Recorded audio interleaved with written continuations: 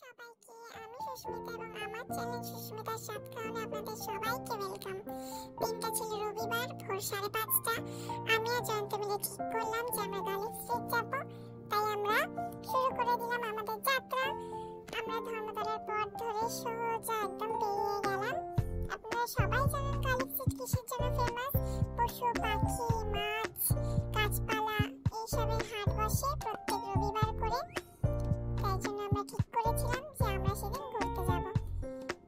আমাদের কিছু কেনা না থাকলেও আমরা প্রায় চেষ্টা করি একটু যাওয়ার, কারণ গাছপালা, পশু পাখি, মাছ এগুলো দেখতে আমার খুবই ভালো লাগে। তাই আমি প্রত্যেকবারই জয়ন্তকে বলি যে যাওয়ার জন্য। আর এইগুলো রাস্তায় এরকম দেখলাম যে বাজার বসছে, তো আমরা এইসব দেখতে দেখতে পৌঁছে গেলাম গালিব স্ট্রিটে। সুন্দর সুন্দর গাছপালা, এত গাছপালা আমি এগুলো ঠিক করে নামও জানি না। এত গাছপালা দেখেছি, এত নাম জিজ্ঞাসা করেছে যে আমি সব গাছ নাম গুলিয়ে ফেলেছি। এই যে এখানে সুন্দর সুন্দর লেবু গাছ আছে, ক্যাকটাস গাছ আছে, অ্যালোভেরা গাছ আছে। এগুলো ঠিক অ্যালোভেরা না, ছোটগুলোকে একটা অন্য বলে। এগুলো হচ্ছে লেবু গাছ। আর হচ্ছে আরো সুন্দর সুন্দর ওইখানে একটা সবেদা গাছ হয়েছে, করমচা গাছ আছে, আরো অনেক গাছ আছে। এইগুলোকে একটা কি লিলি বলেছিল, আমার ঠিক মনে নেই। এইগুলো কি সুন্দর সুন্দর, এগুলো আই থিঙ্ক অর্কিড। আর এখানে নানা রকম গাছের সার আছে। তারপরে এখানে আরো সুন্দর সুন্দর গাছ আছে, কত রকমের জবা ফুল ওখানে দেখতে পাওয়া যায়।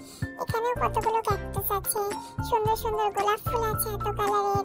আর আমি তো এগুলো দেখছিলাম, ভাবছিলাম একটা নেব। এইসব ক্যাকটাসের মধ্যে আমি একটা নিয়েছিলাম। তো আমার ক্যাকটাসের নামটা কি আছে আমি ঠিক মনে করতে পারছি না, আমি এটা নিয়ে এসেছি। আর এই ফুলগুলো আমি আগেরবারে নিয়ে এসেছিলাম, বাট আমি ঠিক করে রাখতে পারিনি, তো ওরা 2 সপ্তাহের মধ্যেই মারা গেছিল। আর আমি ঠিক করছিলাম একটা ফুলের গাছ নেবো, কিন্তু ওখান থেকে নিয়ে আসিনি, কারণ এসে কিভাবে লাগাতে হবে, ঠিকঠাক করে পরিচর্যা করতে হবে আমি ঠিক পারি না। খুব তাড়াতাড়ি সেকেন্ড পার্ট আসতে চলেছে। আপনারা সবসময় আমার পাশে থাকবেন এবং ভিডিওটা ভালো লাগলে লাইক, কমেন্ট এন্ড শেয়ার করবেন। আর প্লিজ চ্যানেলটাকে সাবস্ক্রাইব করে নেবেন। ধন্যবাদ সবাইকে।